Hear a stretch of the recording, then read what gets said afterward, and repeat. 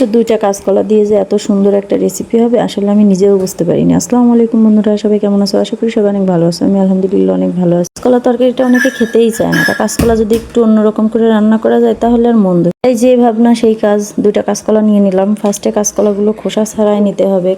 কাঁচকলাগুলো আমি কেটে হাত দিয়ে খোসা ছাড়াই নিচ্ছিলাম। আসলে ছুরি দিয়ে ছাড়াইলে না একটু খোসা খোসা থেকে যায়, এই জন্য হাত দিয়ে সুন্দর করে খোসাগুলো একদম ছাড়াই নিলাম। এই যে দেখো কত সুন্দর করে খোসাগুলো আমি ছাড়াই নিচ্ছিলাম। এভাবে করে ছাড়াই নিলে গায়ে একদমই খোসা লেগে থাকবে না। তোমরা চাইলে বটি দিয়ে বা ছুরি দিয়ে খোসাগুলো ছাড়াই নিতে পারো। আমার এই যে কলার খোসাগুলো ছাড়ানো শেষ, এবার কড়াই একটু পানি দিয়ে তার মধ্যে আমি হলুদ দিয়ে পানিটা একটু গরম হওয়ার পরে কাঁচকলাগুলো দিয়ে দিলাম। কাঁচকলাগুলো সুন্দর করে যে সেদ্ধ করে আমি এবার উঠাই নিছি। কিছুটা পেঁয়াজ কুচি, তারপরে কাঁচামরিচ কুচি, একটু হলুদের গুঁড়া, তারপরে মতো লবণ, আর আমি কিছুটা একটু গুঁড়া মশলা দিছিলাম। এখানে ছিল জিরা আর ধনিয়া একসঙ্গে গুঁড়া করা। অল্প করে একটু চালের গুঁড়া দিয়ে দিলাম। এবার এটা খুব সুন্দর করে মাখতে হবে, একদম আলু ভর্তা করার মতো করে মেখে নিব। মেখে নিয়ে আলু ভর্তার মতোই, মানে আলুর চপ তৈরি করার জন্য যেমন আকৃতি দিয়ে থাকি ঠিক তেমন করে এগুলো সবগুলো একবারে আমি গোল গোল করে নিব। গোল করে একটু চ্যাপটা, একদম আলু চপ করার জন্য যেমন আকৃতি করি আমরা ঠিক সেরকম, আসলে যার যেমন ইচ্ছা। কেউ চাইলে একদম ডিমের মতো করে গোল গোল করেও দিতে পারে। আমার কাছে যেমন ভালো লাগছে আমি ঠিক তেমন করেই দিছিলাম। হাতে তো সময় কম, এই জন্য সবগুলো আমি একবারেই করে নিচ্ছিলাম। যে কোনো রান্না বান্না বা যে কোনো কাজ আমাকে খুব তাড়াতাড়ি করতে হয়, আসলে ছোটজন বিরক্ত করে, তাই তাড়াতাড়ি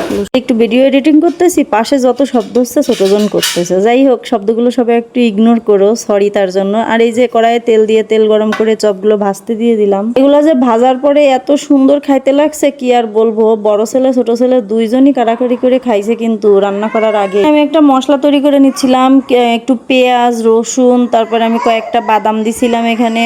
এগুলো একটু সুন্দর করে ব্রাউন কালার করে ভেজে নিছিলাম। আর আমি কিন্তু এর মধ্যে 2 পিস মাছ, একটা ডিমও দিছি। মাছ ডিম কিন্তু কলার মধ্যে দেইনি, আলাদা করে ভেজে নিয়ে এর সঙ্গে একসঙ্গে রান্না করছিলাম।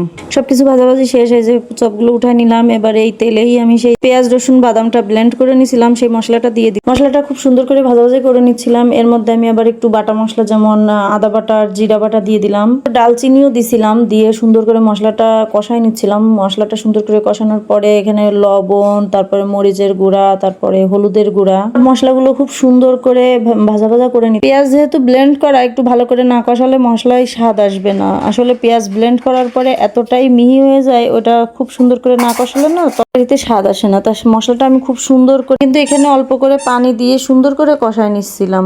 মশলাটা কিন্তু খুব সুন্দর করে কষানো হয়ে গেছে। এই যে উপরে তেল উঠে গেছে, এখানে আমি অল্প করে একটু হাফ কাপের মতো টক দই দিয়ে দিলাম। হাফ কাপেরও একটু কম, আসলে মাত্র 2টা কলা তো, এই জন্য খুব বেশি টক দই দেইনি। অল্প করে একটু টক দই খুব সুন্দর করে ফেটে নিছিলাম। দিয়ে টক দইটা দিয়ে মশলাটা আবার একটু কিছুক্ষণ কষায় নিলাম। এবার এখানে পরিমাণ মতো পানি দিয়ে দেবো। পরিমাণ মতো, আমি খুব বেশি পানি দেইনি, আবার কলা তো সব সেদ্ধ করা, মাছও ভাজা, এখানে খুব বেশি পানি লাগবে না, অল্প করে পানি দিয়ে দিলাম। এই যে পানিতে বলক এসে গেছে, এবার কাঁচকলার চপগুলা আর হচ্ছে গিয়ে মাছ ডিম, এই যে চপগুলো দিয়ে দিলাম। তারপর হচ্ছে গিয়ে মাছ, 2 পিস মাছ ভেজে রাখছিলাম আর একটা ডিম ভেজে রাখছিলাম। আমার ছেলেটা ডিম মাছ খাইতে চায় না, এই জন্য ওর জন্য ডিম কিছু দিয়ে খুব সুন্দর করে একটু নেড়ে উল্টে পাল্টে দিচ্ছিলাম, যাতে মশলাটা এর মধ্যে খুব সুন্দর করে যায়। এবার শেষে এসে সামান্য পরিমাণে একটু চিনি দিয়ে দিছিলাম। এ পর্যায়ে আমার রান্না করা শেষ। আসলে কালারটাও দেখতে ভালো লাগছিল, খেতেও মাশাআল্লাহ বেশ ভালোই লাগে। কাঁচকলার নতুন একটা রেসিপি ভালো লাগলে অবশ্যই কমেন্ট শেয়ার করে পাশে থাকবা। এই ভিডিও পর্যন্ত, আল্লাহ হাফেজ।